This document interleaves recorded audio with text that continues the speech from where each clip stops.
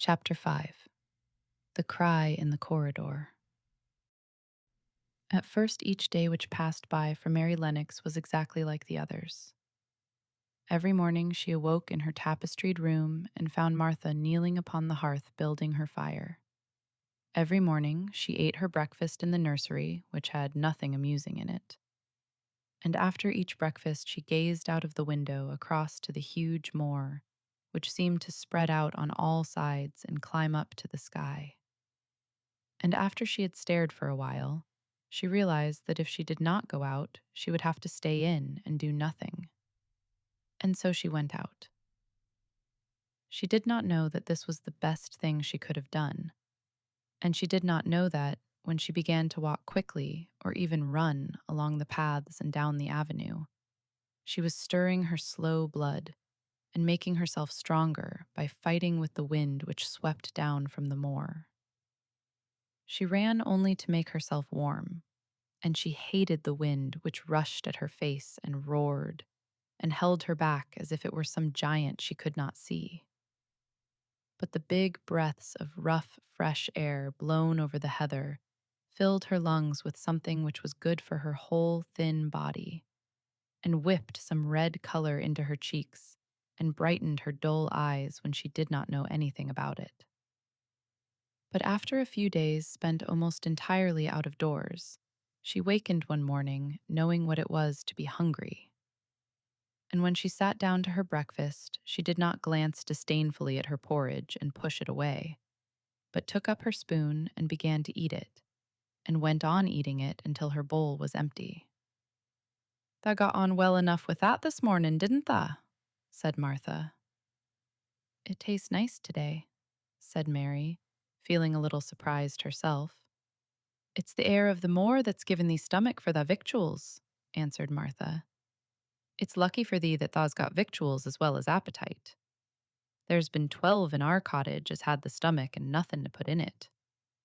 You go on playing you out of doors every day, and you'll get some flesh on your bones and you won't be so yeller." "I don't play," said Mary. "I have nothing to play with." "Nothing to play with!" exclaimed Martha. "Our children plays with sticks and stones. They just runs about and shouts and looks at things." Mary did not shout, but she looked at things. There was nothing else to do. She walked round and round the gardens and wandered about the paths in the park. Sometimes she looked for Ben Weatherstaff, but though several times she saw him at work, he was too busy to look at her, or was too surly. Once, when she was walking toward him, he picked up his spade and turned away, as if he did it on purpose. One place she went to oftener than to any other. It was the long walk outside the gardens with the walls round them. There were bare flower beds on either side of it, and against the walls ivy grew thickly. There was one part of the wall where the creeping dark green leaves were more bushy than elsewhere. It seemed as if for a long time that part had been neglected. The rest of it had been clipped and made to look neat, but at this lower end of the walk it had not been trimmed at all. A few days after she had talked to Ben Weatherstaff, Mary stopped to notice this and wondered why it was so. She had just paused and was looking up at a long spray of ivy swinging in the wind when she saw a gleam of scarlet and heard a brilliant chirp.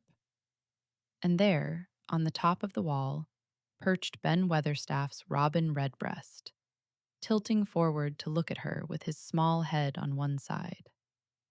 "Oh," she cried out, "is it you? Is it you?" And it did not seem at all queer to her that she spoke to him as if she was sure that he would understand and answer her. He did answer. He twittered and chirped and hopped along the wall as if he were telling her all sorts of things.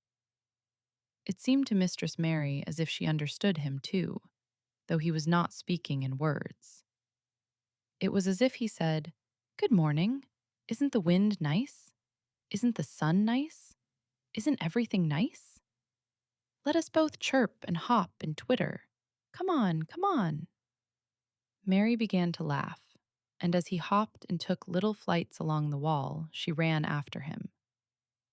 Poor little thin, sallow, ugly Mary. She actually looked almost pretty for a moment. I like you! I like you! She cried out, pattering down the walk, and she chirped and tried to whistle, which last she did not know how to do in the least. But the robin seemed to be quite satisfied, and chirped and whistled back at her. At last he spread his wings and made a darting flight to the top of a tree, where he perched and sang loudly. That reminded Mary of the first time she had seen him. He had been swinging on a treetop then, and she had been standing in the orchard. Now she was on the other side of the orchard, and standing in the path outside a wall, much lower down. And there was the same tree inside. It's in the garden no one can go into, she said to herself. It's the garden without a door. He lives in there. How I wish I could see what it is like. She ran up the walk to the green door she had entered the first morning. Then she ran down the path through the other door and then into the orchard. And when she stood and looked up, there was the tree on the other side of the wall. And there was the robin just finishing his song and beginning to preen his feathers with his beak. It is the garden, she said. I am sure it is.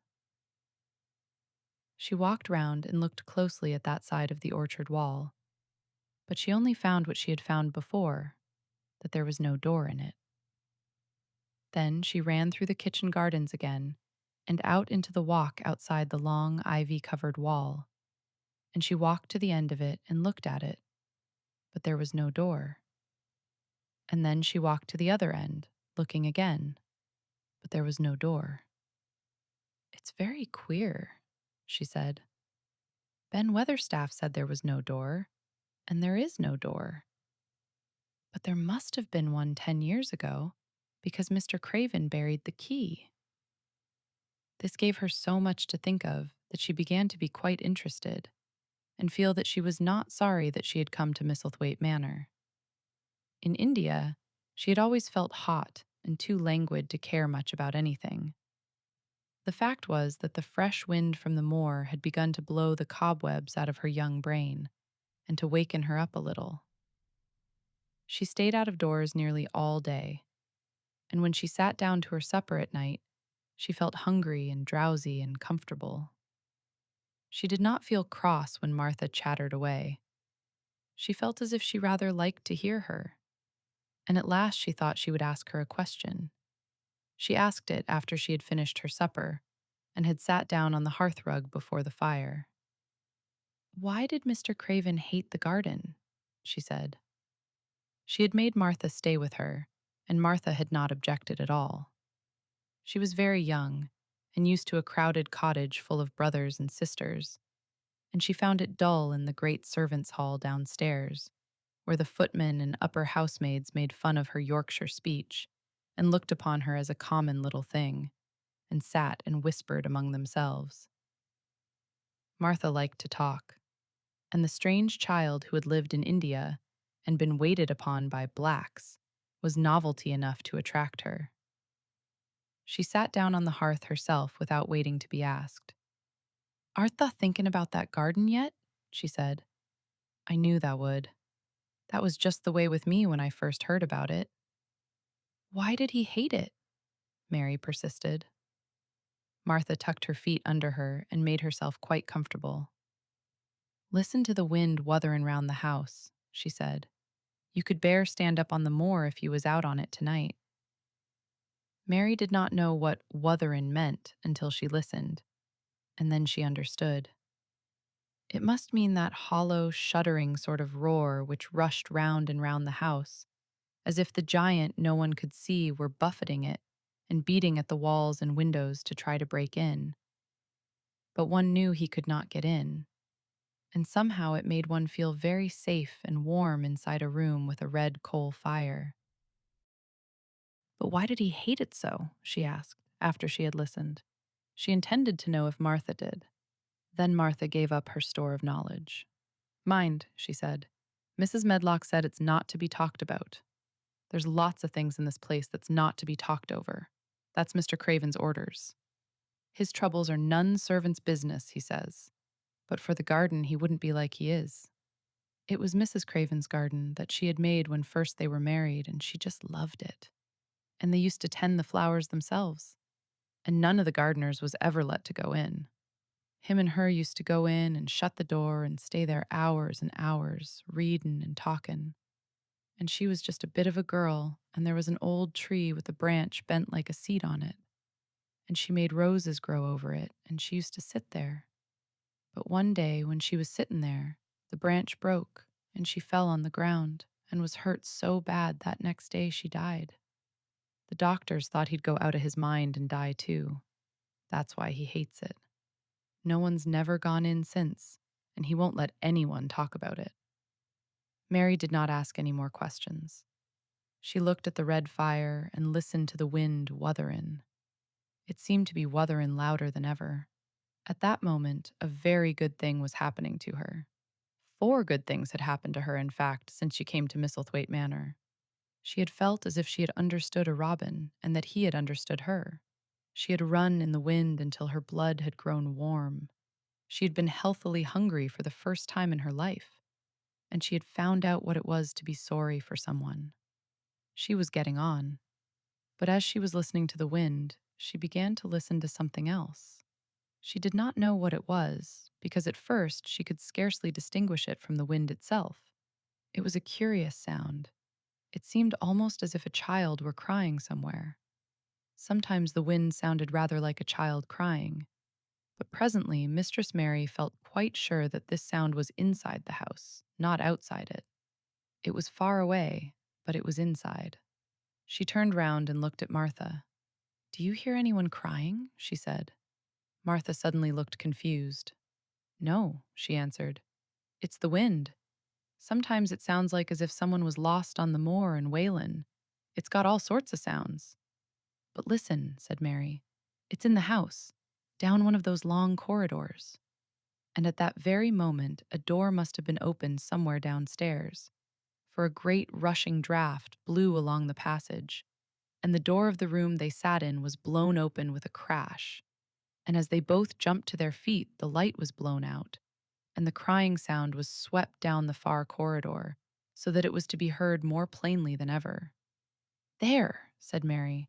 "I told you so. It is someone crying, and it isn't a grown-up person." Martha ran and shut the door and turned the key. But before she did it, they both heard the sound of a door in some far passage shutting with a bang. And then everything was quiet, for even the wind ceased wutherin' for a few moments. "It was the wind," said Martha stubbornly. "And if it wasn't, it was little Betty Butterworth, the scullery maid. She's had the toothache all day." But something troubled and awkward in her manner made Mistress Mary stare very hard at her. She did not believe she was speaking the truth. Chapter 6. There was someone crying. There was. The next day, the rain poured down in torrents again, and when Mary looked out of her window, the moor was almost hidden by gray mist and cloud. There could be no going out today. "What do you do in your cottage when it rains like this?" she asked Martha. "Try to keep from under each other's feet, mostly," Martha answered. There does seem a lot of us then. Mother's a good-tempered woman, but she gets fair moithered. The biggest ones goes out in the cowshed and plays there. Dickon, he doesn't mind the wet. He goes out just the same as if the sun was shinin'. He says he sees things on rainy days as doesn't show when it's fair weather. He once found a little fox cub half drowned in its hole, and he brought it home in the bosom of his shirt to keep it warm. Its mother had been killed nearby, and the hole was swum out, and the rest of the litter was dead. He's got it at home now. He found a half-drowned young crow another time, and he brought it home too and tamed it. It's named Soot because it's so black, and it hops and flies about with him everywhere. The time had come when Mary had forgotten to resent Martha's familiar talk. She had even begun to find it interesting and to be sorry when she stopped or went away. The stories she had been told by her ayah when she lived in India had been quite unlike those Martha had to tell about the moorland cottage, which held 14 people who lived in 4 little rooms and never had quite enough to eat. The children seemed to tumble about and amuse themselves like a litter of rough, good-natured collie puppies. Mary was most attracted by the mother and Dickon. When Martha told stories of what Mother said or did, they always sounded comfortable. "If I had a raven or a fox cub, I could play with it," said Mary. "But I have nothing." Martha looked perplexed. "Can thou knit?" she asked. "No," answered Mary. "Can thou sew?" "No." "Can thou read?" "Yes." "Then why doesn't thou read something, or learn a bit of spellin'? Thou's old enough to be learnin' thy book a good bit now." "I haven't any books," said Mary. "Those I had were left in India." "That's a pity," said Martha. "If Mrs. Medlock let thee go into the library, there's thousands of books there." Mary did not ask where the library was, because she was suddenly inspired by a new idea. She made up her mind to go and find it herself. She was not troubled about Mrs. Medlock. Mrs. Medlock seemed always to be in her comfortable housekeeper's sitting room downstairs. In this queer place, one scarcely ever saw anyone at all. In fact, there was no one to see but the servants, and when their master was away, they lived a luxurious life below stairs, where there was a huge kitchen hung about with shining brass and pewter, and a large servants' hall where there were 4 or 5 abundant meals eaten every day, and where a great deal of lively romping went on when Mrs. Medlock was out of the way. Mary's meals were served regularly, and Martha waited on her, but no one troubled themselves about her in the least. Mrs. Medlock came and looked at her every day or two, but no one inquired what she did or told her what to do. She supposed that perhaps this was the English way of treating children. In India, she had always been attended by her ayah, who had followed her about and waited on her hand and foot. She had often been tired of her company. Now she was followed by nobody and was learning to dress herself, because Martha looked as though she thought she was silly and stupid when she wanted to have things handed to her and put on. "Hasn't thou got good sense?" she said once, when Mary had stood waiting for her to put on her gloves for her. "Our Susan Ann is twice as sharp as thee, and she's only 4 year old. Sometimes thou looks fair soft in the head." Mary had worn her contrary scowl for an hour after that, but it made her think several entirely new things. She stood at the window for about 10 minutes this morning, after Martha had swept up the hearth for the last time and gone downstairs. She was thinking over the new idea which had come to her when she heard of the library. She did not care very much about the library itself, because she had read very few books. But to hear of it brought back to her mind the 100 rooms with closed doors. She wondered if they were all really locked, and what she would find if she could get into any of them. Were there 100, really? Why shouldn't she go and see how many doors she could count? It would be something to do on this morning when she could not go out. She had never been taught to ask permission to do things, and she knew nothing at all about authority. So she would not have thought it necessary to ask Mrs. Medlock if she might walk about the house, even if she had seen her. She opened the door of the room and went into the corridor, and then she began her wanderings.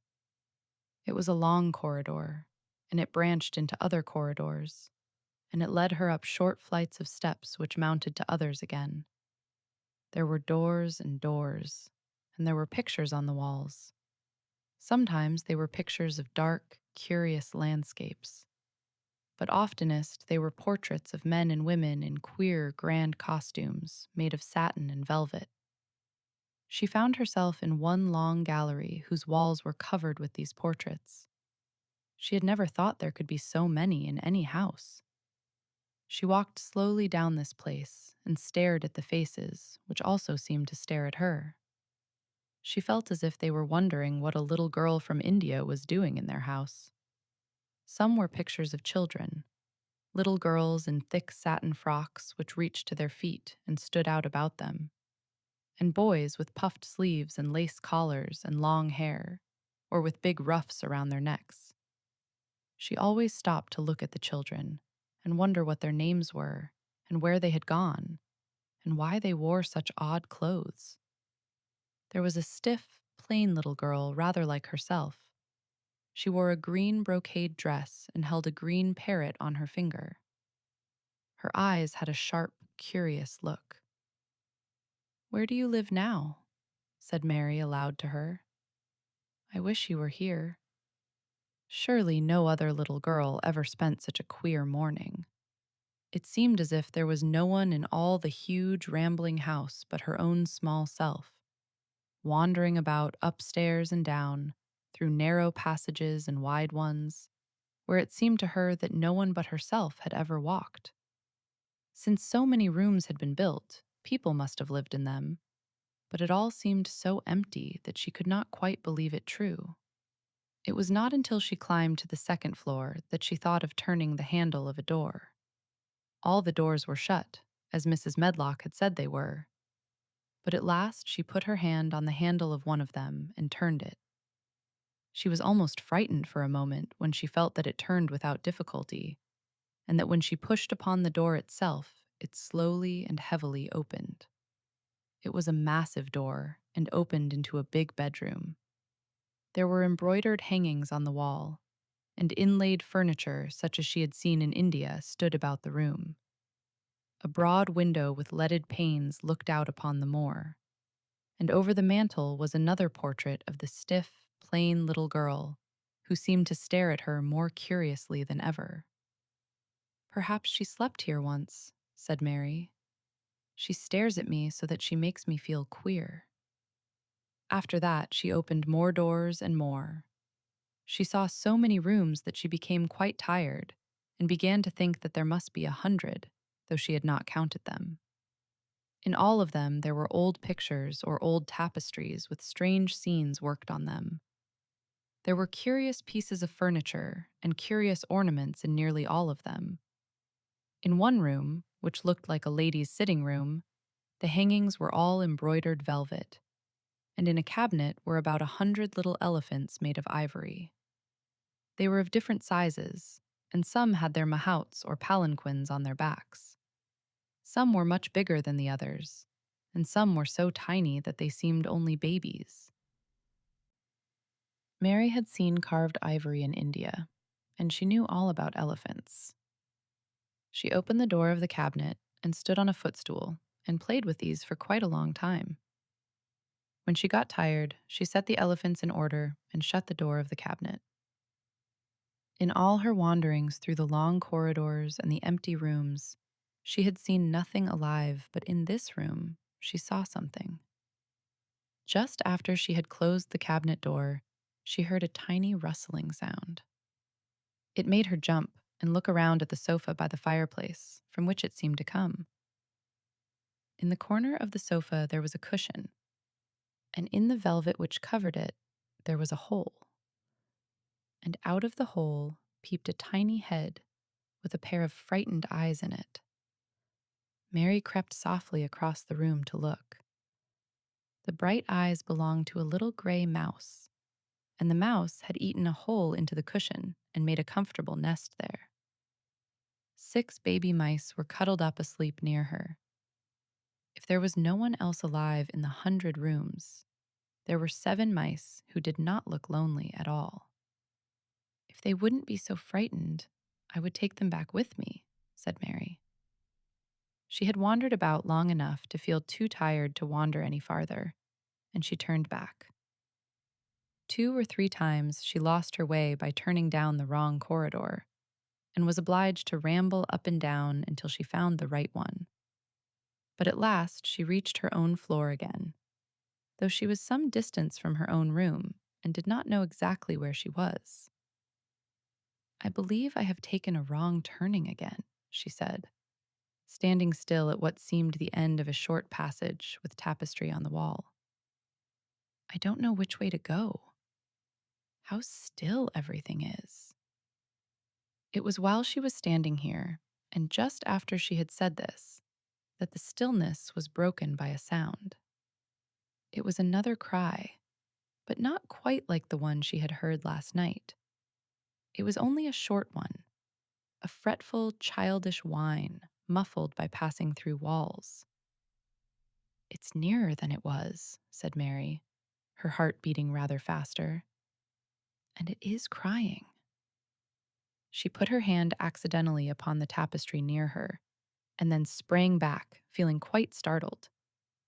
The tapestry was the covering of a door which fell open, and showed her that there was another part of the corridor behind it, and Mrs. Medlock was coming up it, with her bunch of keys in her hand, and a very cross look on her face.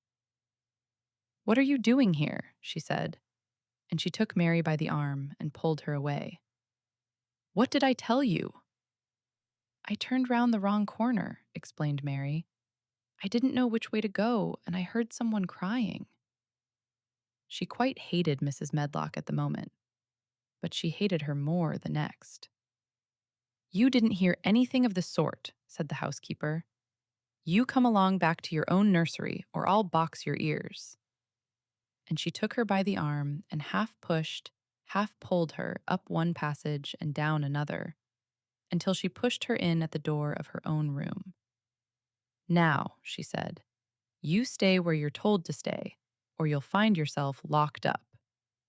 The master had better get you a governess, same as he said he would. You're one that needs someone to look sharp after you. I've got enough to do." She went out of the room and slammed the door after her, and Mary went and sat on the hearthrug, pale with rage. She did not cry, but ground her teeth. There was someone crying. There was. There was, she said to herself. She had heard it twice now, and sometime she would find out. She had found out a great deal this morning. She felt as if she had been on a long journey, and at any rate, she had had something to amuse her all the time. And she had played with the ivory elephants and had seen the gray mouse and its babies in their nest in the velvet cushion. Thank you for being part of today's journey with She Reads Tales. In this episode, Mary took another step toward understanding the world around her. As her curiosity deepens, the mysteries of Misselthwaite Manor become even more compelling, and the first signs of change begin to appear. In the next episode, covering chapters 7 and 8, Mary's exploration continues as she uncovers new clues and forms connections that will shape the extraordinary adventures still to come. If you are loving these stories, thank you for subscribing to support the channel. Until next time, take care, and I'll see you in the next episode.